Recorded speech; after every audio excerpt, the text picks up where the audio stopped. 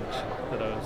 Canadian Association of Postdocs. Okay. Yeah, I know there's too many affiliations. I mean, you don't need to mention the association. Okay. It'll probably come up anyway. Okay. Can you hear us okay? You're all good. All right. Off you go. Good to go. Hi, we're here at the 2013 Canadian Science Policy Conference, and we just came out of a very lively session on training the next generation of scientists. The session had to do with a recent survey that just came out in 2013 on postdocs in Canada. And the session was convened by David Kent. David's here with me right now. David is a research associate with Cambridge University in the UK. He also runs the Black Hole blog in University Affairs and is involved with the Canadian Association for Postdoctoral Scholars, also known as CAPS, who is behind this 2013 survey. David, can you tell us what the impetus was for the survey that was underway last year? Well, so it was a follow-up to the original 2009 survey, which was done near the time that the taxation rules had changed for postdoctoral scholars. And what we wanted really was a re-evaluation of where the Canadian postdocs stood.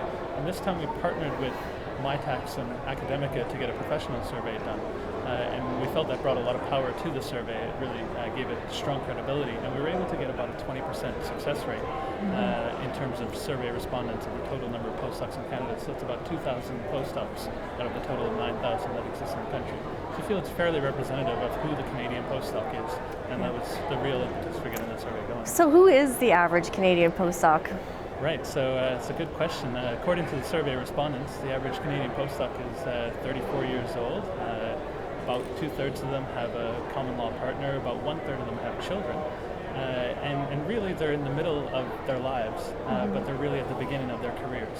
And so that's something that's a message that quite a lot of people in the public and perhaps in government and non-governmental organizations don't quite understand, that these are really young professionals. Yeah. And so they're highly trained and they're moving off into various different careers, but that career juncture is really confusing for a lot of these people. And so what we're trying to stimulate with this panel by involving industry representatives, government representatives, and academic representatives is how to facilitate that transition to all of these non-academic careers. Yeah, and I think that was one of the comments that was made, was that the average Canadian postdoc is an adult in the middle of their lives, but at the beginning of their careers. So what did postdocs have to say? What were some of the primary findings of the survey that you would like people to know about? Yeah, so generally Canada does a very good job of training the postdocs academically. So they're very satisfied with the research environment, with the supervision they receive, and the research that can be done in Canada is very high caliber. The problems emerge when you start to look at the training that's received in non-academic sorts of skills. So career development, communication skills, very few postdocs feel equipped to get jobs outside of academia. And there's a certain cohort of PhDs who do want to stay in academia, but there is a substantial cohort who do not. And the real impetus is to try and get structures put in place at the universities in order to help those postdocs go out and find those careers. And what were the suggestions that came out of the survey and to what might help postdocs with that transition? Yeah, so we didn't officially ask the question of how do you think you would solve the problem, because it stimulates quite a lot of information. So what do you think?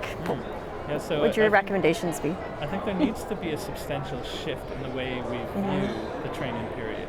Okay. And what I mean by that is professors need to understand that the vast majority of postdoctoral fellows will not become academic scientists. And currently the training is such that we're being trained to become academic scientists. And myself, I'd love to be an academic scientist, so I feel quite well trained for that. But if I was to go off into industry or science writing, as I dabble in a little bit, then the training from a formal level or at the university level is quite lacking, and it's something you really need to create yourself. And maybe that's the best way to select for people who are going off to create these new careers. But there's certainly some room for organizations to really try and push these careers onto the platters of postdocs in order to choose from. And so that's why we involved MyTax in the panel, because they've started a suite of programs where they really try to liberate postdocs from academia and move them into industry through these partnerships. Now that comes at a price. MyTax has given a lot of money from the federal and provincial governments. And so what we really wanted to do is to stimulate a discussion about the best approaches. We think we really got a good start to that, and I've just talked to Merdad at the Canadian Science Policy Organization. And he says that he would like to start this conversation online following the conference. So we really hope Great. that people partake in that. Great.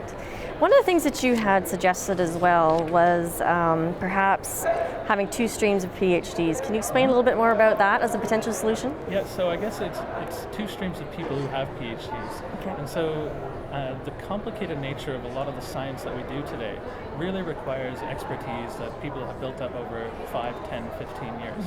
And it's a real shame when those people are pulled away from the bench in order to do other things. Maybe they go off into industry, maybe they go to science writing, wherever they go. And there are very few careers that say, you do a very good job of this highly specialized scientific technique. We'd like to keep you doing that forever. And we'd like to employ you in Toronto or in Montreal to do that job. And that's your job as a staff scientist. And very few of those positions exist for highly trained people. And so we'd like to see some movement towards having those positions as a legitimate career of publicly funded scientist that isn't a professor. And so I think there's the professor stream that's required for the training of individuals going forward and to obtain the grants for the major ideas and directions of where the research is going. But then there needs to be people to actually carry out the labor. And those people need the high training that a PhD gives them. Yeah. Would you recommend a reconsideration of the amount of funding directed towards postdocs as, for example, directed toward PhDs and master's students? Do you think we need to think about a shift in the balance there? Right, and so again, this is a potentially confrontational topic, but one of the biggest things that was recommended by a report from the National Institutes of Health last year was to put more money into fellowship-funded postdoctoral fellows rather than grant-funded postdoctoral fellows. And what they mean by that is professors on a grant who hire a postdoc will hire them in for a specific project on a specific grant. Whereas a fellowship-funded postdoc is generally the idea of the postdoc that's being selected amongst peer review for its more independent research. And just the idea comes from the postdoc. And so what we've seen at places like NSERC is move away from individual fellowships towards sort of core programming in what they call their CREATE programs. And so a lot of postdoctoral fellows are funded, and so there's jobs for postdoctoral fellows, but they come at the behest of the group that's organizing the individual CREATE program.